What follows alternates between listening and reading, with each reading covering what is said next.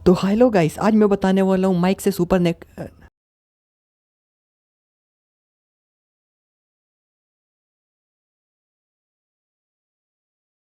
तो zodiac pattern Saint के इस चैप्टर की स्टार्टिंग में क्वियू मोंक को देख रहा होता है और मोंक कहता है पोटाला पैलेस मारापोरी माउंटेन पर बनाया गया था और ये पीढ़ियों से दलाई लामास के लिए विंटर पैलेस हुआ करता था। साथ ही साथ ये पुराने तिब्बत का धार्मिक और राजनीतिक केंद्र दोनों था, जिसमें टोटल 8 पगोडास हैं, 5वें और 7वें से लेकर 13वें दलाई लामास के लिए। इसके अलावा पोटाला पैलेस में बहुत सारे हिस्टोरिकल रिलिक्स और रेयर ट्रेजर्स हैं और ये 2500 स्क्वायर में बना हुआ है। मोंक की बात सुनकर क्वियू कहता है, क्या तुम यहाँ कुछ बेचने आए हो? पर मैं तुम्हें बता दूं, मेरे पास कोई पैसा नहीं है, मैं पूरा कंगाल आदमी हूँ और मैं तो बस यहाँ विजिट करने आया था। मोंक कहता है, पर विजिट करने का वक्त तो कब का खत्म हो चुका है, तो तुम अब यहाँ क्यों आए हो? ये सुनकर क्वियू वहाँ से जाते हुए कहता है, क्या तुम्हें कोई फर्क पड़ता है? अगर मैं यहाँ विजिट नहीं कर सकता तो मैं यहाँ से जा तो सकता हूँ। और मोंक उसे जाते हुए देखकर कहता है, सच में तुम पोटाला पैलेस विजिट करने के लायक नहीं हो, क्योंकि तुम्हारा हार्ट प्योर नहीं है और इससे जरूरी बात यह है कि तुम्हारे दिल में बुद्धा नहीं है। ये सुनकर क्वियू का ईगो हर्ट हो जाता है और वो कहता है,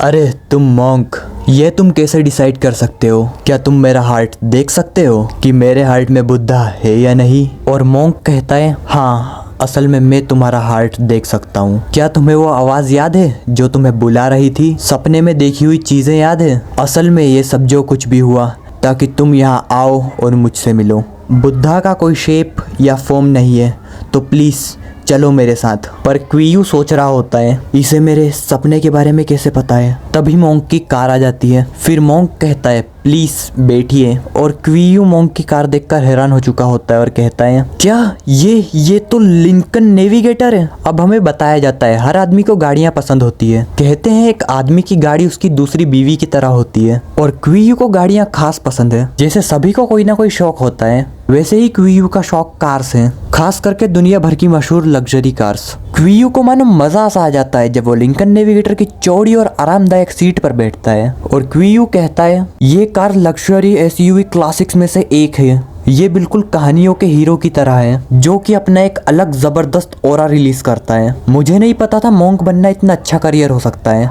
मैंने सुना है कि लामास औरतों से शादी कर सकते हैं। लगता है मैंने यहाँ आकर सही फैसला किया है। तुम लोग एक बार खुशी तो देखो लोंडे की कार्स के लिए मोंक बनने को भी तैयार है। हो सॉरी लामा, मोंक बनेगा तो शादी नहीं कर पाएगा ना। और कुछ देर बाद कार सिटी से बाहर निकल आती है और क्वियू कहता है, तुम मुझे कहाँ ले जा रहे हो? यूं मत बोलना कि तुम्हारे कुछ नवाबी शौक हैं, इसीलिए तुम पहले मुझे कहीं सुनसान जगह ले जा रहे हो, फिर तुम मेरा बलात्कार कर कर मुझे मार दोगे। क्वियू की ये बात सुनकर मोंक कहता है, मुझे नहीं पता था तुम मेरी आंखों को देखने के बाद भी ऐसे गंदे विचार रखते होगे। लगता है तुम सच में एक बहुत स्पेशल पर्सन हो। और क्वियू सोच रहा होता है, स्पेशल पर्सन? फिर मोंक कहता है, तुम्हारे शब्दों से लगता है तुम कोई गुंडे मावाली हो।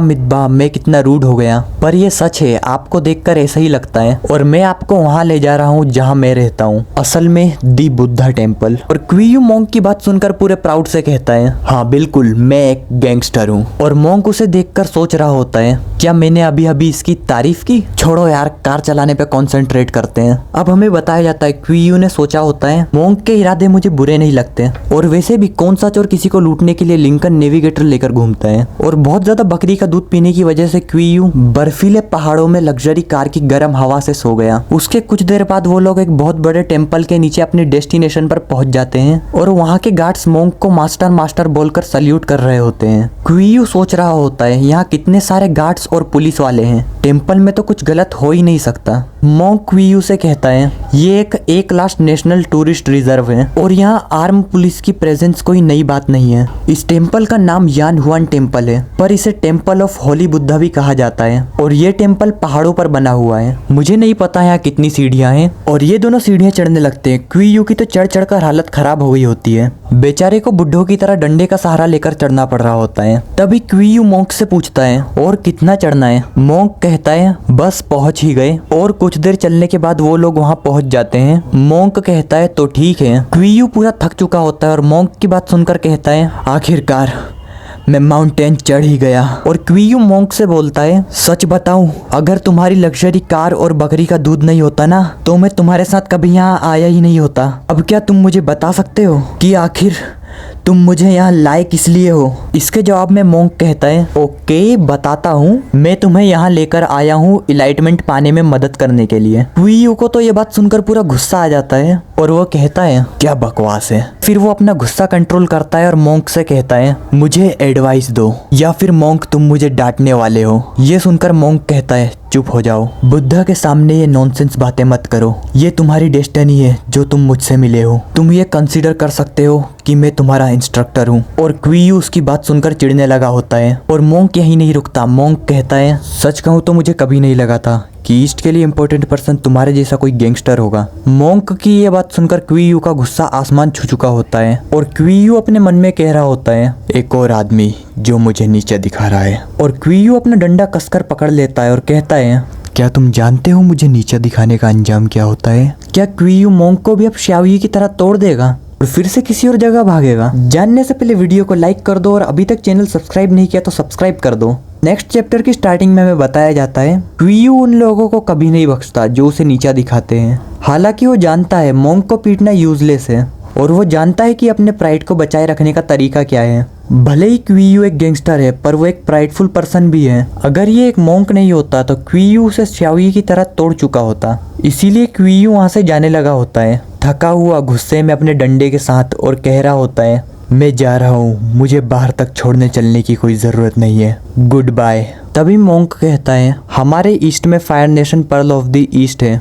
ईस्ट की मिस्ट्री कुछ ऐसी है जिसे आम लोग समझ नहीं सकते। इस दुनिया में हमेशा से ऐसे लोगों का एक ग्रुप रहा है जो साइलेंटली ईस्ट को प्रोटेक्ट करते हैं और अपनी पूरी स्ट्रेंथ को ईस्ट को प्रोटेक्ट करने में लगा देते हैं। किस्मत के कंट्रोल में ये गार्डियंस हर 1000 साल में एक बार नजर आते हैं। ये उन गार्डियंस के वजूद की वजह से ही है कि ईस्ट में पीस है और स्मूथली डेवलप कर रहा है। ये सब सुनकर क्वीयू मोंक से कहता है, तो क्या तुम मुझे एक स्टोरी सुनाने वाले हो? मोंक कहता है, मैं जो तुम्हें बता रहा हूँ ये वो स्टोरी है जो तुम्हारे साथ होने वाली है। दुनिया में ऐसी कई सारी चीजें हैं जो समझ से परे हैं, पर जो चीजें समझ से परे हो वो सभी इल्यूजन नहीं होती, उनमें से कई चीजें वास्तविक हैं। तो फिर बताओ ये कौन लोग हैं जो ईस्ट को प्रोटेक्ट करते हैं? ये सुनकर क्वीयू कहता है, क्या ये गॉड्स हो सकते हैं? क्या इस दुनिया में सच में गॉड्स होते हैं? मोंक कहता है, अगर कोई गॉड नहीं है फिर भी एक ग्रेट ब्लड लाइन है जो चली आ रही है और तुम सबसे एडवांस बीइंग हो जिसने वो ग्रेट ब्लड लाइन विरासत में पाई है।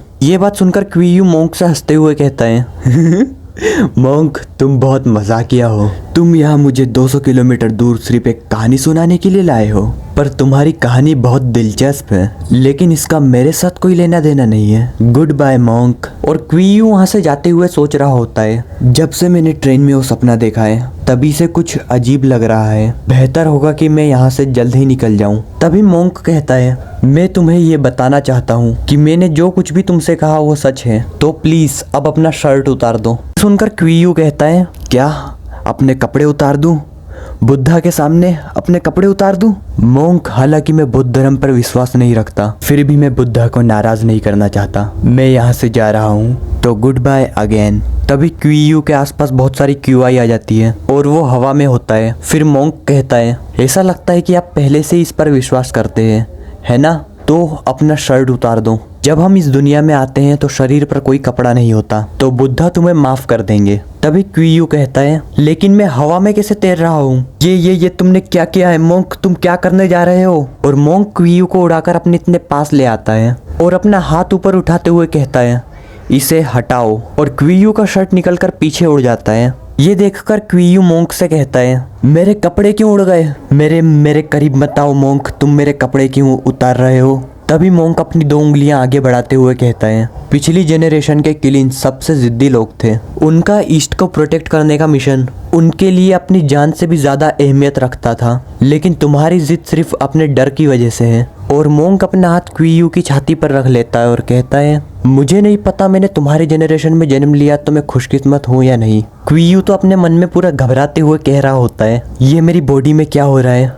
मैं कांप क्यों रहा हूँ? और मैं अपने बॉडी में एक करंट की तरह पावर महसूस कर रहा हूँ। ये थोड़ा अच्छा भी लग रहा है। पर क्वीयू पीछे हटते हुए मोंक से चिल्लाते हुए कहता है, तू साले मोंक, तूने कोई सस्ता सा ड्रग दे दिया है ना मुझे? यूट्यूब की गाइडलाइंस नहीं होती ना तो तुझे यूं गाली दे देता मैं, और दोबारा मुझे हाथ लगाने की कोशिश मत कर लेना, जान ले लूंगा मैं तेरी। ये सुनकर मोंक कहता है अगर तुम में हिम्मत है तो मुझे नीचे गिरा के दिखाओ। और क्वियू कहता है हाँ आजा लड़ ले, मैंने भी कोई चूड़ियां नहीं पहनी है, मैं भी अपनी आखिरी सांस तक लड़ूंगा। फिर मोंक कहता है पहले अपने आप पर एक नजर डालो। ये सुनकर क्वियू सोच रहा होता है क्या मतलब अपने आप पर एक बार नजर डालूं, और क्वियू अपनी बॉडी पर देखता है जहाँ उसके ऊपर टैटू अपेयर हो चुका होता है, जिसे देखकर क्वियू हैरान हो जाता है और कहता है ये क्या है। और मोंक क्वियू का टैटू देखकर कहता है तुम तो सच में मो किलिन हो। जब मैंने तुमको देखा था तो मैंने सबसे खराब तैयारी पहले ही कर ली थी, पर किस्मत ने मेरे साथ बहुत गंदा मजाक किया है, क्योंकि तुम असल में किलिन क्लैन के सबसे स्ट्रॉन्गेस्ट मो किलिन हो।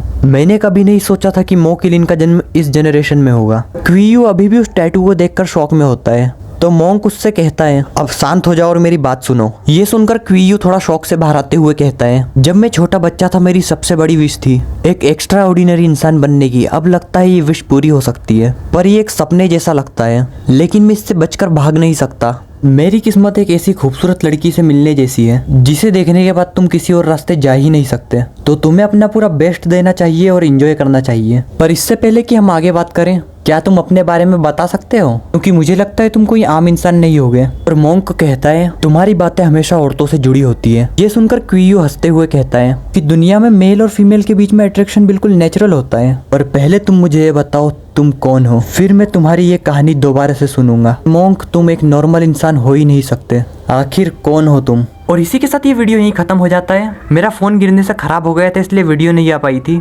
क्योंकि मेरा पूरा डाटा फोन में ही था। और थैंक्स फॉर 420+ सब्स। तो मिलते हैं अगली वीडियो में, तब तक के लिए बाय बाय।